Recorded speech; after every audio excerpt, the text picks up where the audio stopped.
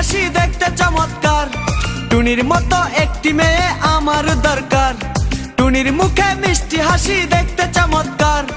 টুনির মতো একটি মেয়ে আমার দরকার। টুনি পাশে থাকবো, টুনি ভালোবাসবো, সুখে দুঃখে একই সাথে দিন কাটাবো।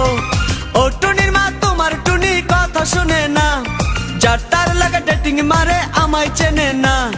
ও টুনির মা তুমি টুনিরে বোঝাও না, দিনে রাইতে মিস কল মারে ফোন করে না। টুনি